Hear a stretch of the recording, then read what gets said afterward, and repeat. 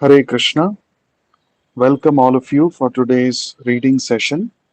Let us begin with prayers. Nama Om Vishnu Padaya Krishna Presthaya Bhutale Srimate Bhakti Vedanta Swamin Niti Namine Namaste Saraswate Deve Gauravani Pracharine Nirvishesha Shunyavadi Paschatya Deshatarine जय श्री कृष्ण चैतन्य प्रभु नित्यानंद श्री अद्वैत गदाधरा श्रीवासादि गौर भक्त वृंद नमो महावदान्याय कृष्ण प्रेम प्रदायते कृष्णाय कृष्ण चैतन्य नाम्ने गौरत्विषे नमः हरे Krishna Krishna Krishna Hare Hare Hare Ram Ram Ram Hare Hare. Reading from the book Teachings of Lord Chaitanya by His Divine Grace Vishwaguru Abhay Charanaраvinda Bhakti Vedanta Swami Srila Prabhupada. Chapter 5 entitled How to Approach God. Actually, all Vedic literature directs the human being toward the perfect stage of devotion. The paths of fruitive activities, speculative knowledge, and meditation do not lead one to the perfectional stage, but the Lord actually becomes approachable by the process of devotional service. Therefore, one is recommended throughout the Vedic literature to accept the process of devotional service. Lord Chaitanya quoted in this connection a verse from the Srimad Bhagavatam, 11th canto, 14th chapter, in which the Lord says, My dear Uddhava, neither philosophical speculation, nor yoga achievements, nor penances can give me such pleasure as can devotional service practiced by the living entities. He can only be achieved by devotional service as he is dear only to the devotees. If a person born in the lowest family of humanity is a devotee, then he becomes freed from all contamination. Devotional service is the only path by which to achieve the Supreme Personality of Godhead. This is the only perfection accepted in all Vedic literature. As a poor man, upon receiving some treasure, becomes at once happy, so when one attains to devotional service, automatically the pains of material existence are vanquished. As one advances in devotional service, one attains love of Godhead, and as he advances in the love for the Supreme, he becomes free from all material bondage. The disappearance of poverty and liberation from bondage are not, however, the end results of love of Krishna. Actually, the love of Krishna, love of God, exists in relishing the reciprocation of loving service. In all Vedic literature, one will find that attainment of this loving relationship between the Supreme Lord and the living entities is the function of devotional service. Our actual function is devotional service, and our ultimate goal of achievement is love of Godhead. Therefore, in all Vedic literature, Krishna is the ultimate center. By knowledge of Krishna, all problems of life are solved. The Lord said that, according to Padma Purana, there are different Puranas for worshipping different types of demigods. But such indications for worship only bewilder persons into thinking that the demigods are supreme. And yet, if the Puranas are scrutinized and studied, it will be found that Krishna, the Supreme Personality of Godhead, is the only object of worship. For example, in the Markandeya Purana, there is mention of Devi worship, worship of the goddess Durga or Kali. But in the same Chandika, it is also stated that all these demigods, even in the shape of Durga or Kali, are different energies of Vishnu. Therefore, even the study of the Puranas will reveal Vishnu, the Supreme Personality of Godhead, to be the only object of worship.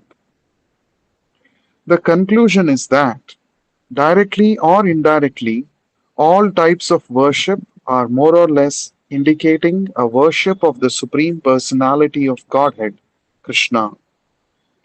In the Bhagavad Gita, it is confirmed that anyone who worships the demigods is in fact only worshipping Krishna because the demigods are different parts of the body of Vishnu or Krishna. That such worship of demigods is really irregular is also clearly stated in the Bhagavad Gita. Srimad Bhagavatam confirms this by the question, what is the object of worshipping the different types of demigods? In Vedic literature, there are various divisions of ritualistic activities. One is called Karma Kanda or purely ritualistic activities. Another is called Upasana Kanda or speculating on the supreme absolute truth. What then is the purpose of the ritualistic sections of Vedic literature? And what is the purpose of different mantras or hymns indicating the worship of different types of demigods? And what is the purpose of philosophical speculation on the subject of the absolute truth? The Srimad Bhagavatam replies that all these different methods defined in Vedic literature indicate the worship of the Supreme Lord Vishnu. They are all indirect ways of worshipping the Supreme Personality of Godhead. Sacrifices contained in the ritualistic portion of the literature are to satisfy the Supreme Lord Vishnu because yajna, sacrifice, is specifically meant to satisfy Vishnu. Vishnu's name is also Yagneshwara or Lord of the Sacrifices. The neophytes are not at all on the transcendental level, and therefore, according to their situations in the different modes of material nature, they are advised to worship different types of demigods so that gradually they may rise to the transcendental plane and be engaged in the devotional service of Vishnu, the Supreme Personality of Godhead.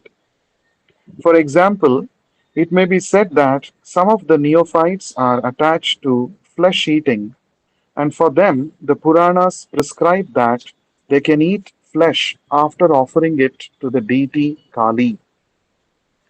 The philosophical sections of the Vedic hymns are meant to enable one to distinguish the Supreme Personality of Godhead from Maya. After indicating the position of Maya, the Supreme Personality of Godhead is approached in pure devotional service. That is the purpose of philosophical speculation. This is confirmed in the Bhagavad Gita in the seventh chapter, Bahunam Janmanam Ante. The philosophical speculators and empiric philosophers, after speculating for many, many births, ultimately come unto the Supreme Lord Krishna and accept that Vasudeva or Krishna is everything. Therefore, in all Vedic rituals and different types of worship or philosophical speculation, ultimately aim at Krishna. Therefore, all Vedic rituals and different types of worship or philosophical speculation ultimately aim at Krishna. The Lord then told Sanatana Goswami about Krishna's multi forms and his unlimited opulence. He also described the nature of the spiritual manifestation, the material manifestation, and the manifestation of the living entity. He also informed Sanatana Goswami that the planets in the spiritual sky, known as Vaikunthas, and the universes of the material manifestation are to be known as different types of manifestations, for they are creative manifestations of the two different types of energies, namely the material energy and the spiritual energy. Therefore, as far as Krishna himself is concerned, he is directly situated in his spiritual energy, or specifically in his internal potency. To help us understand the difference between the manifestation of the spiritual energy and the material energy, there is clear analysis of the two in the second canto of Srimad Bhagavatam. Also, Shukadev Goswami, by commenting on verse 1 of the 10th canto, makes a similar clear analytical study. Lord Chaitanya accepts Shukadev Goswami as an authorized commentator on the Srimad Bhagavatam. Therefore, he quotes his writing in this connection and he explains that, I'm sorry, also Sridhara Swami, by commenting on verse 1 of the 10th canto, makes a similar clear analytical study. Lord Chaitanya accepts Sridhar Swami as an authorized commentator on the Srimad Bhagavatam. Therefore, he quotes his writing in this connection and he explains that in the 10th canto of the Bhagavatam, the life and activities of Krishna are described because Krishna is the shelter of all other manifestations.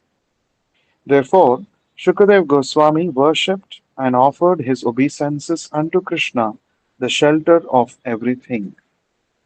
This purport maintains that in this world there are two different principles. The one principle is the origin or the shelter of everything, and the other principle is the deduction from the original principle. The supreme truth is the shelter of all manifestations. That supreme truth is called Ashraya. All other principles which remain under the control of the Ashraya Tattva or the Absolute Truth are called Ashrita or subordinate corollaries and reactions. The purpose of the material manifestation is to give the conditioned soul a chance to become liberated and return to the Ashraya Tattva or the Absolute Truth. So everything that is in the cosmic creation is dependent on the Ashraya Tattva, the supreme absolute truth. As such, the creative manifestation or Vishnu manifestation, the different types of demigods and manifestations of energy, the living entities, the material elements, everything is dependent on Krishna, the supreme truth. Srimad Bhagavatam indicates that everything, directly and indirectly, has Krishna as the supreme shelter. Therefore, the analytical study of Krishna is the perfect knowledge, as is confirmed in the Bhagavad Gita. Lord Chaitanya described the different features of Lord Krishna in the following manner and asked Sanatana Goswami to hear attentively. He said that Krishna originally is the son of Nanda Maharaj and he is the absolute supreme truth. He is the cause of all causes and he is the origin of all emanations and all incarnations. Yet there in Vraja or Goloka Vrindavan, he is just like a young boy. His form is eternal, full of bliss and full of knowledge absolute. He is the shelter of everything, and he is the proprietor or master of everything. In this connection, Lord Chaitanya gives evidence from Brahma Samhita, 5th chapter, 1st verse, which states that Krishna is the Supreme Personality of Godhead, and his body is full of knowledge, eternal and blissful. He is the original person known as Govinda, and he is the cause of all causes. Therefore, Krishna is the original personality of Godhead. He is full of all six opulences, and his abode is known as Goloka Vrindavana, the highest planetary system in the spiritual sky. Lord Chaitanya also quotes a verse from the Srimad Bhagavatam, first canto, third chapter, in which it is stated clearly that all the incarnations described in that particular verse are either direct expansions of Krishna or are indirectly expansions of the expansions of Krishna. But Krishna but the Krishna name mentioned there is the original personality of Godhead, and he appears on this earth, in this universe, or in any other universe when there is a disturbance created by the demons, who are always trying to disrupt the administration of the demigods. To understand Krishna, there are three different processes: the process of empiric philosophical speculation, the process of meditation in the mystic yoga system, and the process of Krishna consciousness or devotional service. Accordingly, in these different processes, one, by empiric philosophical speculation, the impersonal Brahman feature of Krishna is understood. Two, by the process of meditation or yoga mysticism, the feature of the Supersoul, the all pervading expansion of Krishna, is understood. And three, by devotional service in full Krishna consciousness, the original personality of Godhead, Krishna, is realized. In this connection, Lord Krishna quotes first from the Srimad Bhagavatam, first canto, second chapter, which states that those who are knowers of the absolute truth describe the absolute truth in three features. Some describe the absolute as impersonal Brahman, and some describe the absolute truth as the localized, all pervading supersoul, and some know that the absolute truth is the supreme personality of Godhead, Krishna. In other words, Brahman, the impersonal manifestation, and Paramatma, the localized manifestation, and the Supreme Personality of Godhead are one and the same. But according to the different processes adopted, he is realized in different features: Brahman, Paramatma, and Bhagavan. Impersonal Brahman realization is simple realization of the effulgence emanating from the transcendental body of Krishna. We compare this effulgence of the transcendental body of Krishna to the sunshine. Just as the sun disk is there, the sun planet is there, and the sun god is there, and the sunshine is the shining effulgence of that original sun god. Similarly, Brahmajyoti, the spiritual effulgence, impersonal Brahman, is nothing but the personal effulgence of Krishna. To support this analysis, Lord Chaitanya quotes one important verse from Brahma Samhita, where Lord Brahma says, I worship the Supreme Personality of Godhead Govinda, by whose personal effulgence there is the unlimited manifestation of the Brahma Jyoti, and in that Brahma Jyoti, or the impersonal manifestation of Krishna's bodily effulgence, there are innumerable universes, each full of innumerable planets. Lord Chaitanya further says that the Paramatma, the all pervading feature situated in everyone's body, is but a partial manifestation or expansion of Krishna. But because Krishna is the soul of the soul, there he is called Paramatma, the Supreme Self. Lord Chaitanya now quoted a verse from Srimad Bhagavatam concerning the talks of Maharaj Parikshit and Shukadev Goswami. In that verse, it is understood that Maharaj Parikshit, while hearing about the transcendental pastimes of Krishna in Vrindavan, inquired from his spiritual master Shukadev Goswami as to why the inhabitants of Vrindavan were so much attached to Krishna. To this question, Shukadev Goswami answered that Krishna should be known as the soul of all souls.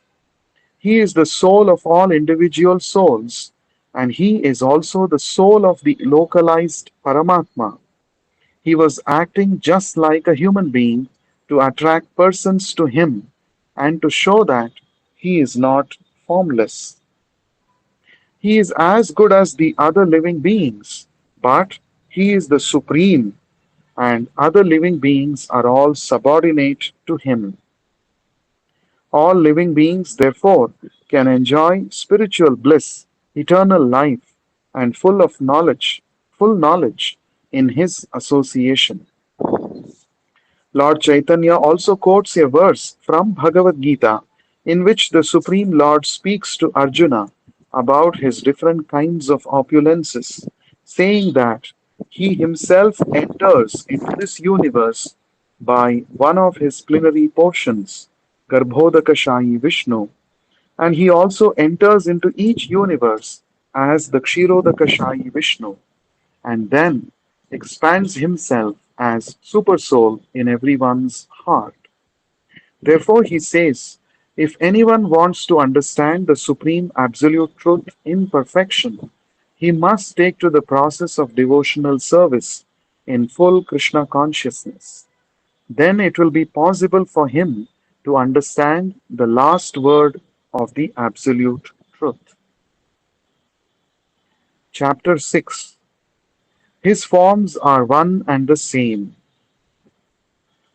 By devotional service, one can understand that Krishna first of all manifests himself as Swayam Rupa, his personal form, then as Tadekatma Rupa, and then as Avesha Rupa. In these three features, he manifests himself in his transcendental form. The feature of Swayam Rupa is the form in which Krishna can be understood by one who may not understand his other features.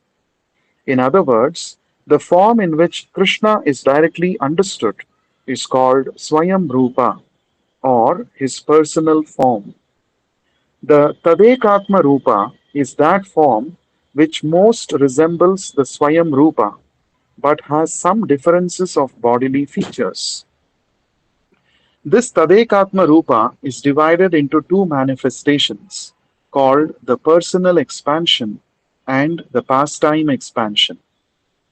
As far as Avesha Rupa is concerned, sometimes Krishna empowers some suitable living entity to represent him. When a living entity acts as a representative of the Supreme Lord, he is called Avesha Rupa or Shaktiyavesha Avatara. His personal form is again divided into two, Swayam Rupa and Swayam Prakasha.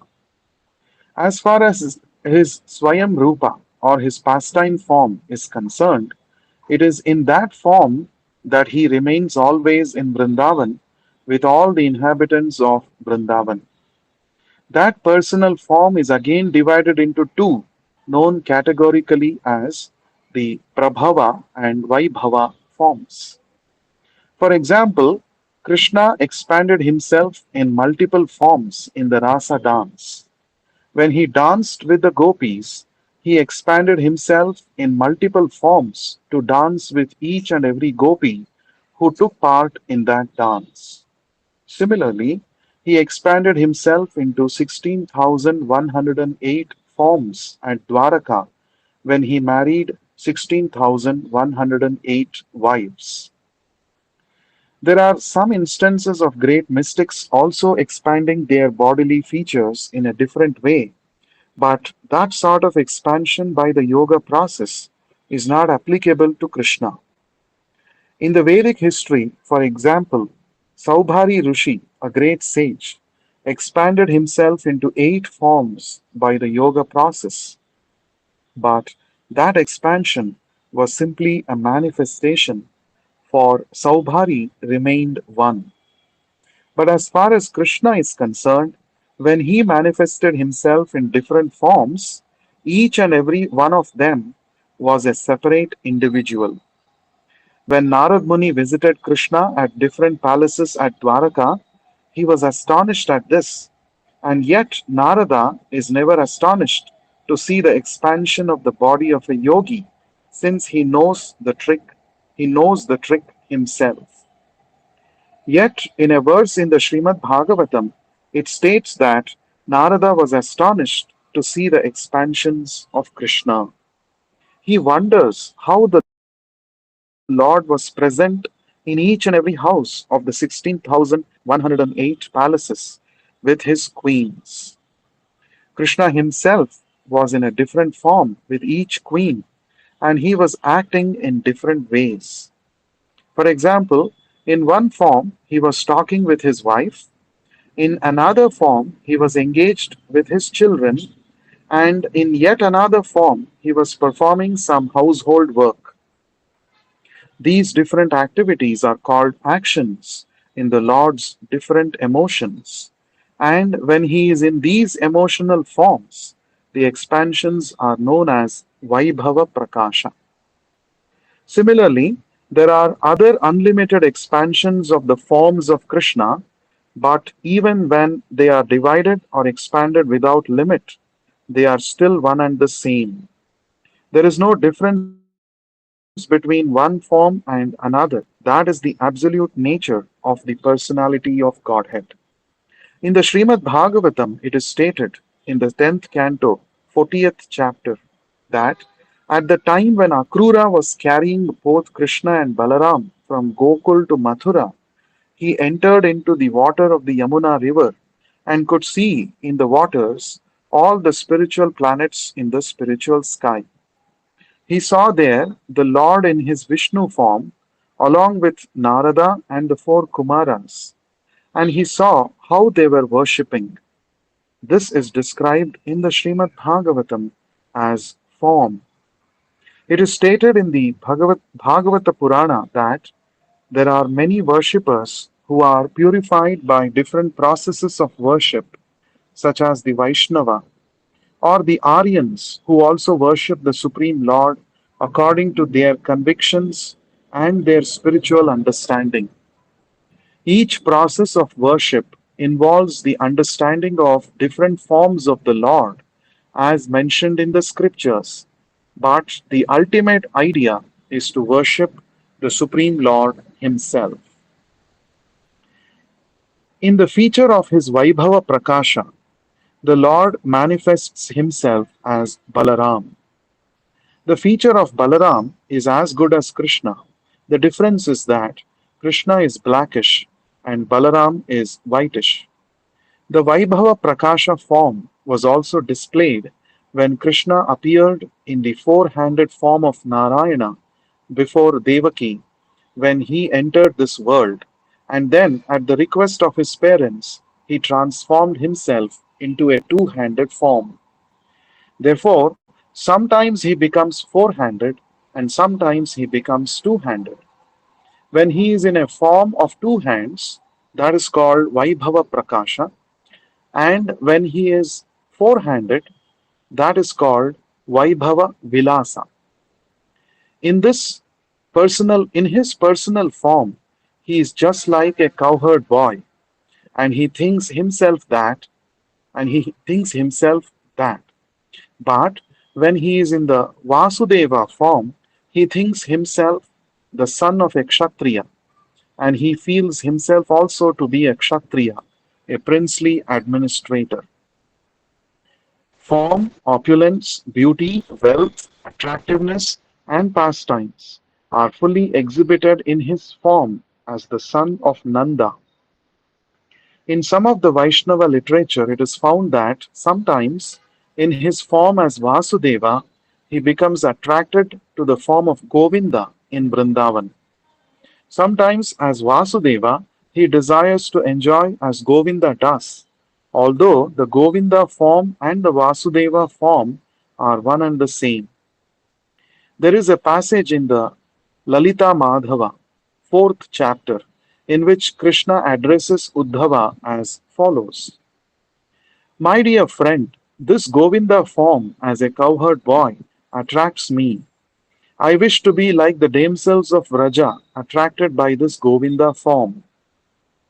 Similarly, in the 8th chapter, Krishna says, "Oh, how wonderful it is! How is this personality? After seeing him, oh, how wonderful it is! Who is this personality? After seeing him, I am attracted by him, so that now I am desiring to embrace him just like Radhika." When this form of Krishna becomes a little differentiated, it is called Tadekatma. We shall continue to read in the next session. Thank you so much for joining. Sri Chaitanya Mahaprabhu ki jai, Srila So Sanatana Goswami ki jai, thank Vishwa Guru Srila Prabhupada ki jai. you. Hare Krishna. Hare Krishna. Thank you, Prabhuji.